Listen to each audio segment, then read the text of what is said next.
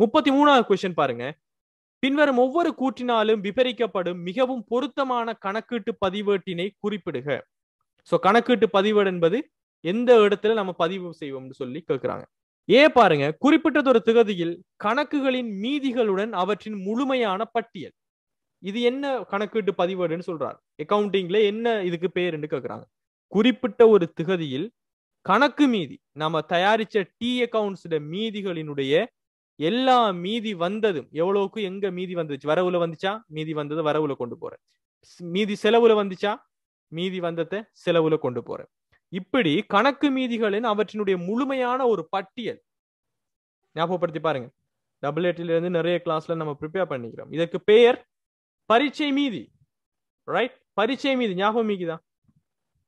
Trial balance, trial balance தான் இங்க சொல்றாங்க பரீட்சை மீதி.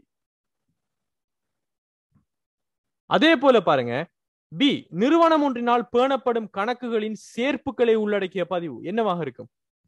நிறுவனம் ஒன்றினால் பேணப்படும் கணக்குகளின் சேர்ப்பு, எல்லா கணக்கையும் உள்ளடக்கின ஒரு பதிவாக இருந்தால் அதுக்கு பேர் என்ன?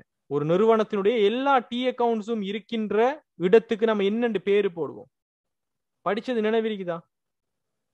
ஜெனரல் லெஜர் நினைவிருக்குதா? ஜிஎல். பொது பேரேடுகள், எல்லா பேரேடுகளும் இருக்கின்ற இரட்டை பதிவு காண எல்லா பேரேடுகளும் இருக்கின்ற இடம் என்ன? பேரேடு, பொது பேரேடு, ஜெனரல் லெஜர். சோ நிறுவனம் ஒன்றில் பேணப்படுகின்ற கணக்குகளினுடைய சேர்ப்புகளை உள்ளடக்கிய பதிவு பொது பேரேடாக இருக்க போகிறது. அதே போல உருப்படி ஒன்றின் இருப்பு மீதியினுடைய அசைவுகளை பதியும் ஆவணம்.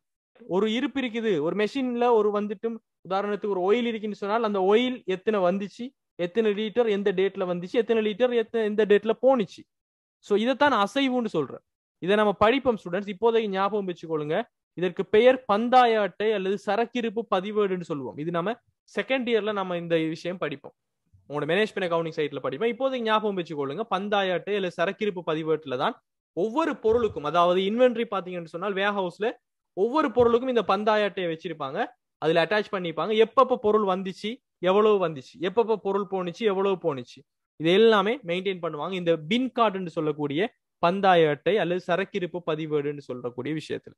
அதே மாதிரி அடுத்தது பாருங்க, காலக்கிரம வரிசையில் டேட் ஆர்டர்ல ஒரு குறிப்பிட்ட வகை கொடுக்கல் வாங்கலை. சோ விற்பனையாக இருந்தால், கடன் விற்பனையாக இருந்தால் பதிவு செய்யறது, கடன் கொள்வனவு செய்யறேன்னு சொன்னா டேட்டை போட்டு அப்படியே பதிவு செய்யறது, கொள்வனவு திருப்பமா, வெளி திருப்பமா, சில்லறை காசுடா, ரைட். இப்படி அந்த குறிப்பிட்ட வகை கொடுக்கல் வாங்கலை பேணுகின்ற கணக்கு புத்தகத்துக்கு பேர் என்ன? அதுக்கு பேர் என்ன? முதன்மை ஏடுகள் அல்லது மூல பதிவேடுகள். நினைவிருக்குதா? என்ன செய்வோம்? கடனுக்கு பொருட்களினுடைய விற்பனையாக இருந்தால் விற்பனை நாளேடு, கடனுக்கு பொருட்களினுடைய கொள்வனவாக இருந்தால் கொள்வனவு, அதனுடைய திருப்பமாக இருந்தால் கொள்வனவு திருப்பம், விற்பனையினுடைய திருப்பமாக இருந்தால் விற்பனை திருப்பம், காசு பெருவனவுகளாக இருந்தால் பெருவனவு காசு புத்தகம், காசு கொடுப்பனவுகளாக இருந்தால் கொடுப்பனவு காசு புத்தகம், சில்லறை செலவுகளாக இருந்தால் சில்லறை கொடுப்பனவு நாளேடு.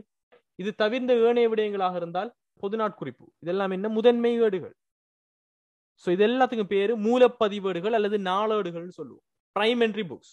பொது பேரட்டுக்கு வேற நேம் இருந்தால் ஜெனரல் லெஜர். பொது பேரட் என்பது ஜெனரல் லெஜர் தான், வேற ஒரு பேர் பெருசா இல்ல ருஸ்தா. துணை பேரட் என்பது வராது ஆயிஷா. துணை பேரட் என்பது டபுள் என்ட்ரி சிஸ்டத்துக்குள்ளேயே துணை பேரட் என்பது வராது. ஒரு கடன் பட்டோர்னா அந்த ஒவ்வொரு கடன் பட்டோருக்கும் ஒரு கணக்கை வச்சு கொண்டிருக்கிறேன். அந்த ஒவ்வொரு கடன் பட்டோர், சீதான்னு சொன்னா சீதாக்கு எவ்வளவுக்கு கொள்வனவு செஞ்சோம், அவருக்கு எவ்வளவு காசு கொடுத்தோம்னு சொல்லி அதை மெயின்டைன் பண்றது, அது டபுள் என்ட்ரி பேரட்டோட சம்பந்தப்படாத ஒரு விஷயம், துணை பேரட். சி என்பது பந்தாய அட்டை அல்லது சரக்கிருப்பு பதிவேடு மைடியர். இதை பத்தி நம்ம செகண்ட் இயர்ல படிப்போம். பிகாஸ் உங்களுக்கு ஃபைனல் எக்ஸாம் என்பது எல்லா சிலபஸையும் படிச்சு முடிச்சிட்டீங்கிற எடுகோளோட எடுக்கிற பேப்பர். செகண்ட் இயர்ல இருக்கக்கூடிய விஷயம் தான் இந்த சரக்கிருப்புங்கிற விஷயம். அதை பத்தி நான் உங்களுக்கு சொல்லி தரோம். பட் இப்போதைக்கு நினைவு வச்சுக்கொள்ளுங்க, ஜஸ்ட் ஃபார் நாலேஜ். ஸோ பந்தாய அட்டை சரக்கிருப்பு பதிவேடுனா ஒவ்வொரு பொருளுக்கும் ஒரு கார்ட் ஒன்று நம்ம அதுல டெக் பண்ணி வச்சிருப்போம். அந்த கார்ட்ல இந்த பொருள் எப்ப வந்துச்சு, எவ்வளவு போனிச்சு, எவ்வளவு பேலன்ஸ் இருக்குது இப்படின்னு ரெக்கார்ட் பண்ற அதனுடைய இருப்பு மீதிகளினுடைய அசைவு. ரைட். சோ இது 33